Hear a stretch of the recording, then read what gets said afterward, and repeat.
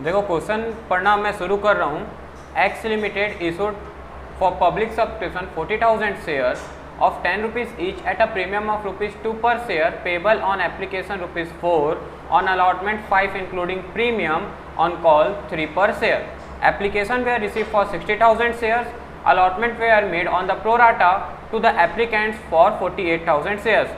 The remaining applicants being rejected.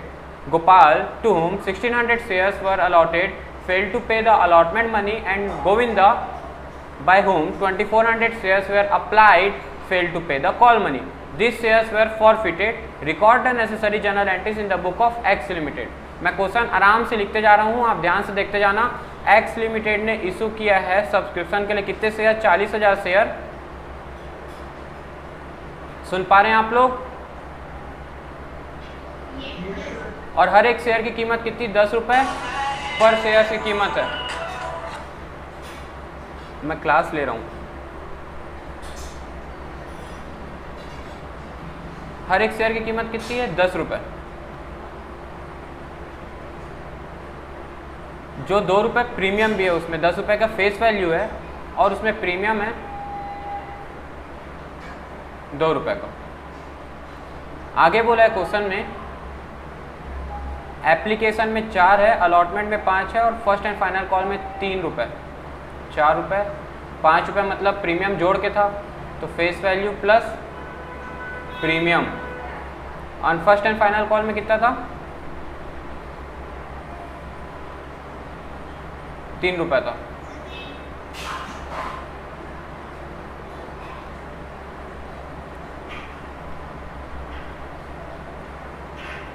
ये हो गया एप्लीकेशन, ये हो गया अलॉटमेंट एंड ये हो गया first and final call.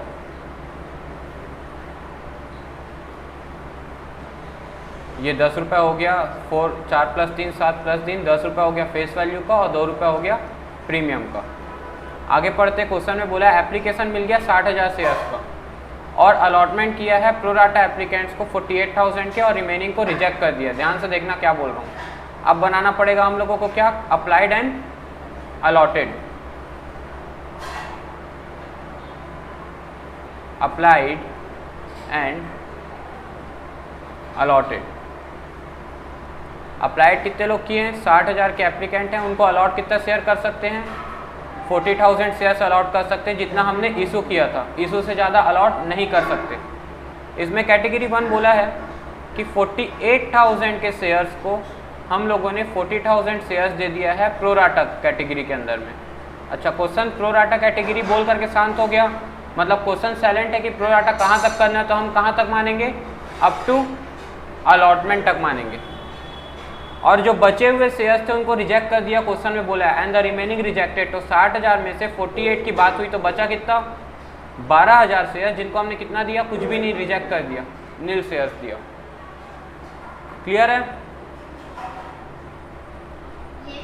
Question में आगे बोला है गोपाल, जिनको हमने 1600 शेयर अलॉट किया था, वो फेल हो गए पे करने के लिए अलॉटमेंट मनी, और गोविंदा था जिनको 2400 शेयर अप्लाई किया था, वो फेल हो गया कॉल मनी देने। देखो एक के में वर्ड बोला अलॉटेड और एक के में वर्ड बोला अप्लाइड, ये ध्यान देना। और एक पैसा देना भूल गया था अलॉटमेंट का और एक पैसा देना भूल गया था कॉल का, और दोनों के ही शेयर्स को फॉरफिट कर दिया गया। जब क्वेश्चन साइलेंट है, फॉरफिट कब किया गया? क्या यहाँ पे बोला है? Immediately forfeited. दो शेयर्स वेयर इमीडिएटली फॉरफिटेड बोला है क्या? जब दो शेयर्स वेयर इमीडिएटली फॉरफिट नहीं बोला है तो हमारे पास ऑप्शन है, हम चाहे तो आखिरी में फॉरफिट कर सकते हैं और चाहे तो इमीडिएटली फॉरफिट कर सकते हैं।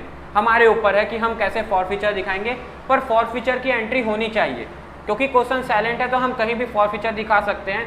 हम अलॉटमेंट की रिसीविंग के बाद और फर्स्ट कॉल की रिसीविंग के बाद भी दिखा सकते हैं, या फिर हम दोनों का फॉरफिचर की एंट्री सारे कॉल्स को मंगाने के बाद आखिरी में दिखाना चाहेंगे।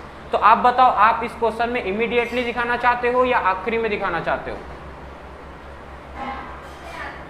आखिरी में, ठीक है। तो इसमें अब दो पर्सन है, एक तो गोपाल जिसको हमको दे दिया कितना, अच्छा दोनों ही कौन से कैटेगरी से होंगे? तो स्वाभाविक बात है ये दोनों ही कैटेगरी 1 से होंगे, क्योंकि 1 को ही तो बस हमने अलॉटमेंट दिया है ना, सेकंड कैटेगरी को तो वापस भेज दिया है। तो ये जब अलॉटेड है तब तो इनसे पैसा ले रहे हैं ना, तो ये तो कैटेगरी 1 से ही होंगे। अगर क्वेश्चन में ना भी लिखा हो तब भी आपको समझ में आना चाहिए। गोपाल का हमको दे दिया क्या, अलॉटेड, यहाँ लिख देते हैं अप्लाइड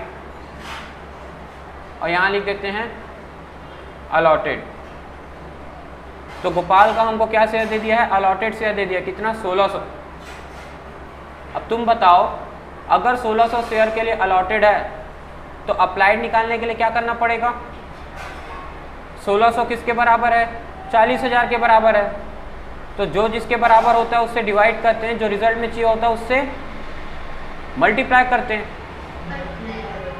तो 1600 किसके बराबर है, 40,000 के बराबर है, अलॉटेड के बराबर है।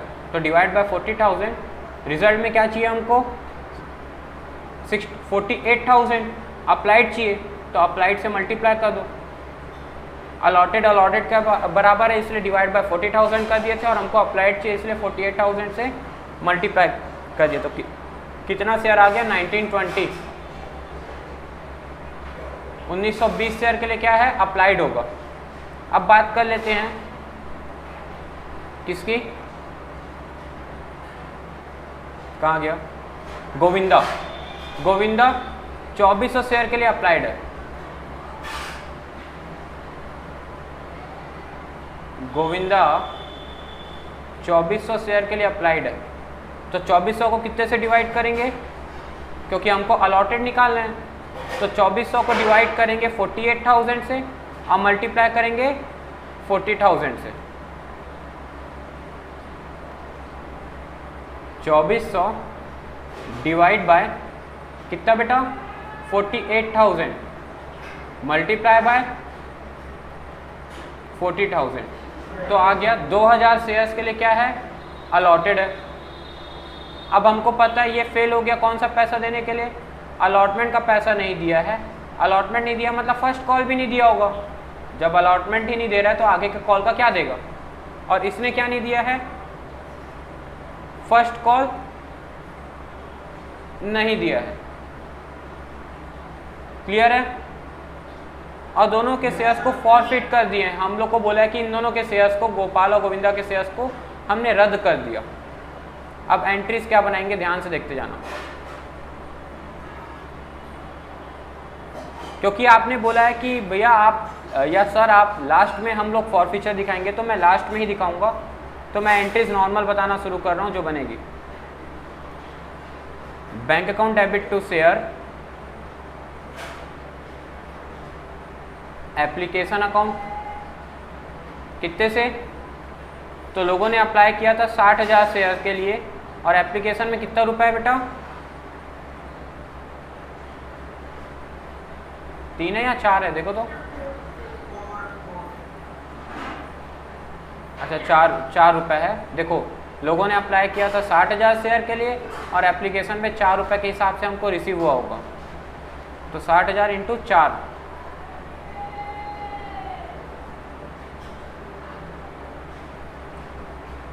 2,40,000। सेकेंड एंट्री बन जाएगी,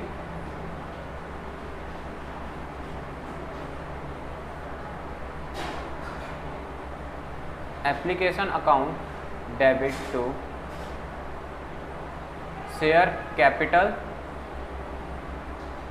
to share allotment to bank. अब अमाउंट कितना आएगा, शेयर कैपिटल में आ जाएगा 40,000 शेयर्स पे पूरा 4 रुपये के हिसाब से। यहाँ पे आ जाएगा 8,000 शेयर्स पे जो एक्सेस है, मैं चेक, क्योंकि मेरे को पता है कि ड्यू बनेगा 40,000 शेयर पे 5 रुपये के हिसाब से 2 लाख रुपए का, और एक्सेस पैसा पड़ा है कितना, सिर्फ 8,000 शेयर पे। 8,000 शेयर पे कितने रुपए के हिसाब से, 4 रुपये के हिसाब से। तो भाई एक्सेस पैसा तो 32,000 है, बस 32,000 रुपये है एक्सेस पैसा। और ड्यू कितना बनेगा अलॉटमेंट में इस कैटेगरी का, तो अलॉटमेंट में ड्यू बनेगा 2 लाख पे। तो 2 लाख ड्यू बहुत बड़ा है और एक्सेस तो बहुत छोटा है, तो इसीलिए पूरा 32,000 चले गया। मैंने को कुछ निकालने की जरूरत नहीं पड़ी, ड्यू एक्सेस। रिफंड में कितना आ जाएगा, तो रिफंड में आ जाएगा जो 12,000 शेयर्स को हम लोगों ने कैटेगरी को 4 रुपये के हिसाब से रिफंड भेज दिया, रिजेक्ट कर दिया, 48,000 रुपीज़। यहाँ कितना आ जाएगा, 4 4 16, 1,60,000 रुपये। अब इन सबको प्लस कर लेना, 2,40,000 आएगा। जितने से एप्लीकेशन क्रेडिट हुआ था उतने से डेबिट हो गया। क्लियर है? आगे बढ़ूँ?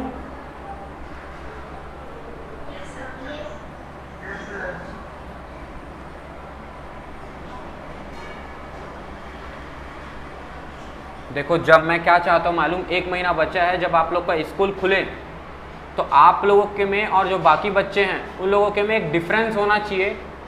ये समझ में आना चाहिए कि हाँ, आप लोगों ने सच में अकाउंट्स पढ़ा है और स्कूल में आप लोगों को पार्टनरशिप पढ़ाया जा रहा है। वॉल्यूम 1 पार्टनरशिप और एनपीओज, ये वाले टॉपिक कवर अप कराए गए हैं। तो मैं चाहता हूँ कि जल्दी से जल्दी मैं शेयर्स कंप्लीट करूँ ताकि मैं फिर उन चैप्टर्स को आपको कवर अप कराना शुरू करूँ, ताकि जब भी आप स्कूल जाएं या ऑनलाइन क्लासेस स्कूल की पढ़ें तब आपको कम से कम एटलीस्ट ये गुड फीलिंग रहे और कॉन्फिडेंस रहे कि आप बहुत बेटर हैं उनसे, आप फार बेटर हैं। आप मेरी बात समझ पा रहे हैं मैं क्या बोल रहा हूँ?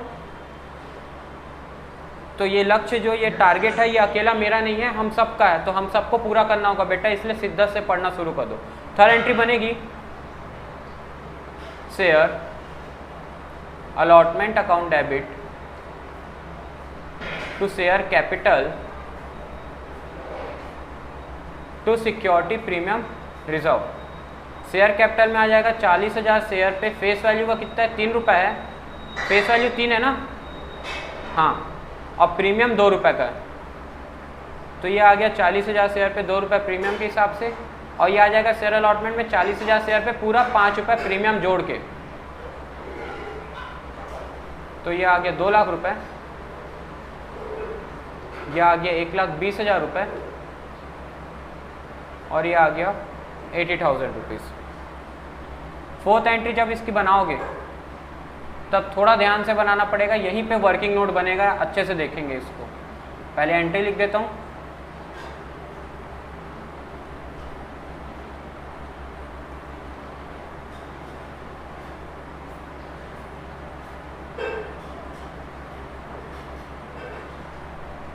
Bank account debit to share allotment account, इसके लिए लिख देते हैं वर्किंग नोट 3। जो भी वर्किंग नोट नंबर होगा आप वहाँ रेफरेंस दे देना। तो इसके लिए वर्किंग नोट अलग से यहाँ बना देते हैं।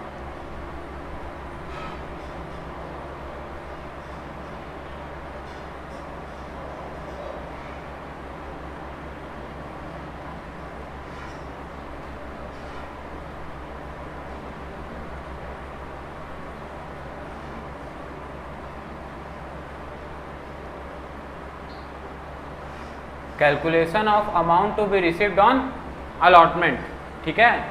अब अलॉटमेंट का ड्यू बना दो बेटा। अलॉटमेंट का ड्यू कितने से बन जाएगा? प्रीमियम जोड़ के बनता है, हमेशा याद रखना। ड्यू कितने से बनता है? प्रीमियम जोड़ के। 40,000 शेयर पे पूरा 5 रुपये, कितना हो गया? 2 लाख रुपए, ठीक है। इसमें से लेस कर दो already received on application as pro rata adjustment. कितना रुपए मिल चुका था हम लोग को प्रो राटा एडजस्टमेंट से? 8,000 शेयर्स पे 4 रुपए के हिसाब से 32,000 हम लोगों को मिल चुका था पहले ही, तो दोबारा नहीं मिलेगा। Less net amount not received from, किससे नहीं मिला बेटा पैसा? शेयर होल्डर था ना, एक शेयर होल्डर, क्या नाम था उस शेयर होल्डर का?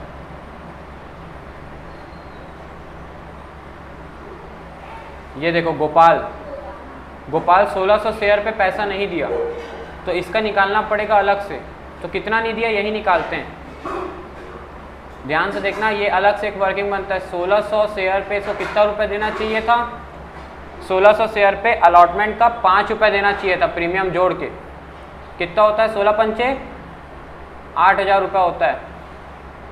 लेकिन उसमें से ये बेचारा पहले ही एक्सेस दे चुका है। देखो कितने शेयर पे एक्सेस दे चुका है? 1900 पे अप्लाइड था, और 1600 पे अलॉटेड था, तो 320 शेयर पे एक्सेस पैसा दे के बैठा है, एक्सेस एप्लीकेशन मनी।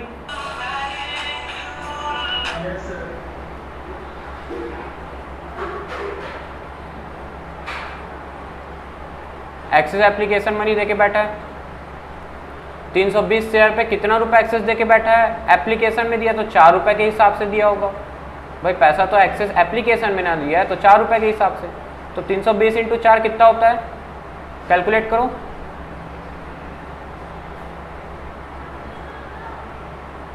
₹1280 होता है। तो 8000 रुपए का इसका नेट ड्यू है, जिसमें से ये पहले ही कितना दे चुका है अलॉटमेंट के लिए, 1280 रुपए दे चुका है। मैं क्या बोल रहा हूँ समझ आ रहा है आप सभी को? तो नेट अमाउंट इसने कितना नहीं दिया है, ये माइनस करके निकलेगा, कितना आ गया ये 6620। देखो तो सही कैलकुलेट है क्या नहीं, 6620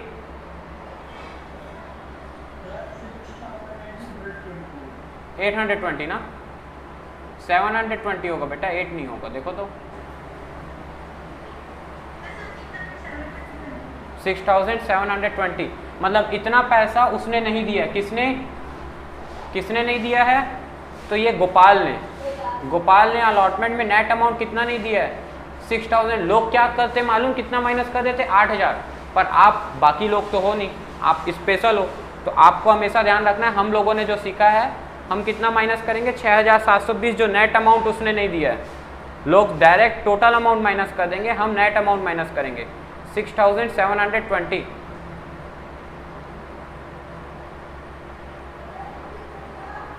6,720 रुपीज़ हमने माइनस कर दिया। तो इतना अमाउंट हमको क्या आ जाएगा, रिसीव आ जाएगा, इतना पैसा मिला। तो 20,000 माइनस 32 माइनस 6,720, 20,000 माइनस 32,000 माइनस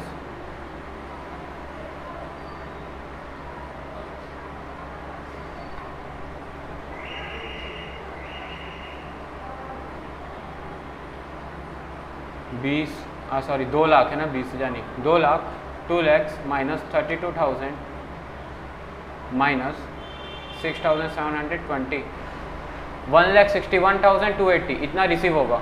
1,61,280 रुपये। तो यहाँ कितना आ गया, 1,61,280, 1,61,280 रुपीज़ ये हमको नेट रिसीविंग आ गया। क्लियर है? अब फिफ्थ एंट्री क्या बन जाएगी, शेयर फर्स्ट कॉल की, first and final call account debit to share capital. कितने से? तो ड्यू तो अभी पूरे से बनेगा क्योंकि आपने इमीडिएटली फॉरफिट भी नहीं किया। तो ड्यू तो पूरे 40,000 शेयर पे कितना रुपया था, फाइनल कॉल का 3 रुपये, 1,20,000 रुपये। अब इसमें 2 शेयर होल्डर्स ने पैसा नहीं दिया है। किसने? एक तो गोपाल ने, जो कितना शेयर रखा था, अलॉटेड कितने शेयर के लिए था, तो गोपाल अलॉटेड था 1600 शेयर के लिए और गोविंदा 2000 शेयर के लिए। तो टोटल 3,600 शेयर पे पैसा नहीं मिला है अगर एक साथ देखें तो, जिसमें से गोपाल का कितना है 1600 शेयर और गोविंदा का कितना है 2000 शेयर, दोनों का अलॉटेड शेयर है। ठीक है?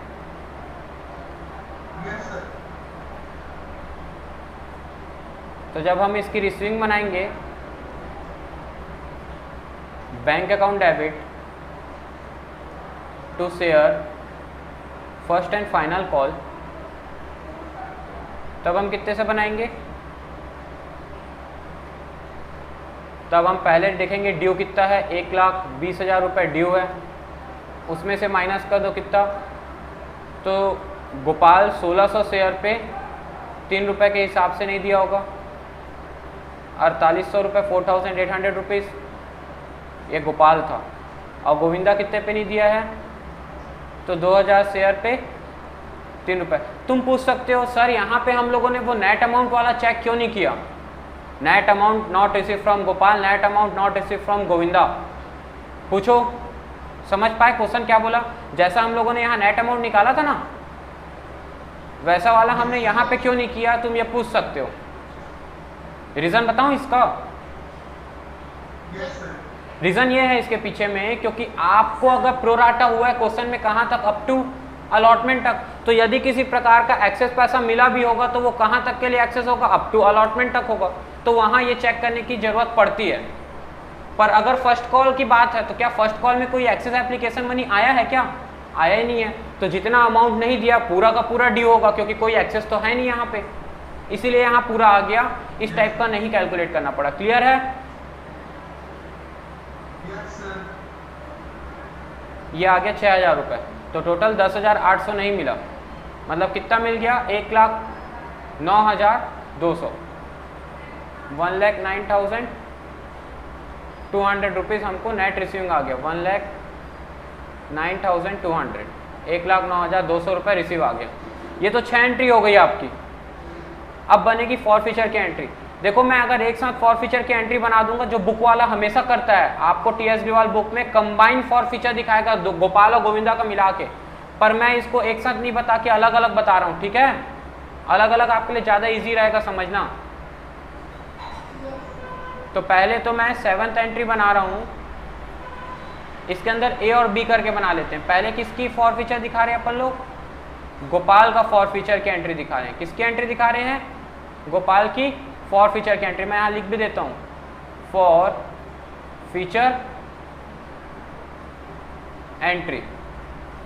पहले गोपाल की बात कर रहे हैं, तो क्या एंट्री बनेगी फॉरफीचर की?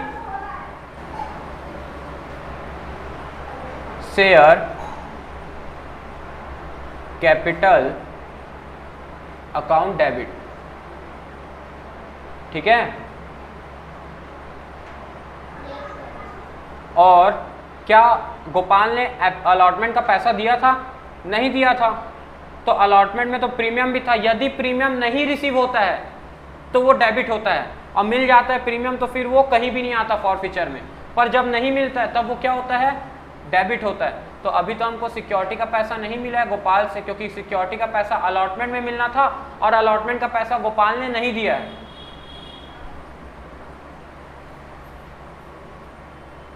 Reserve account debit. समझ पा रहे हो मैं क्या बोल रहा हूं?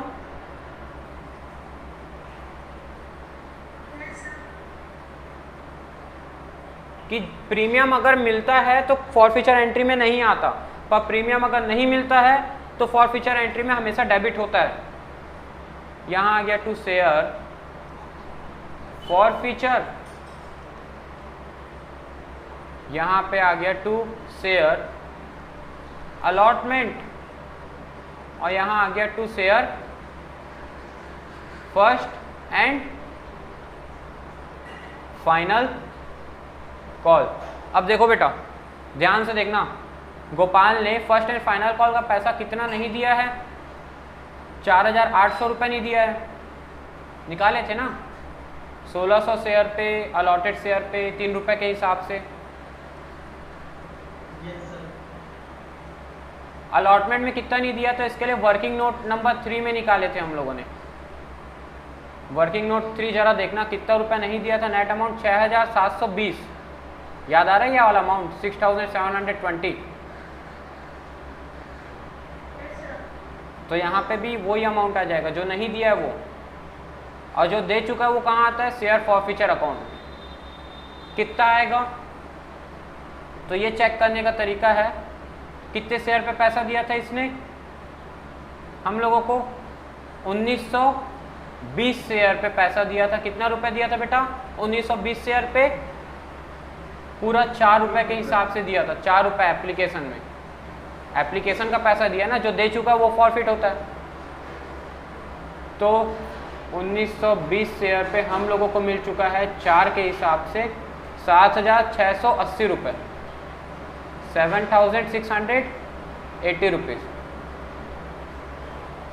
ये फॉरफीचर में आ गया। सिक्योरिटी प्रीमियम में कितना चले जाएगा? तो अलॉटेड शेयर 1600 है, 1600 पे कितना रुपया था प्रीमियम? 2 रुपये का, 3200। और यहाँ पे जितना आप कॉल्ड अप करे हो forfeited share into called up capital, called up पूरा फेस वैल्यू पे 10 रुपये है, तो यहाँ आ गया 16,000।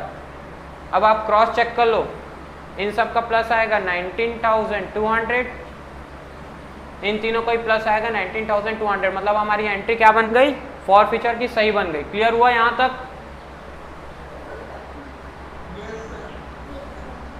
अब आगे बनाएंगे हम लोग बी एंट्री गोविंदा की। बी एंट्री किसकी बन जाएगी?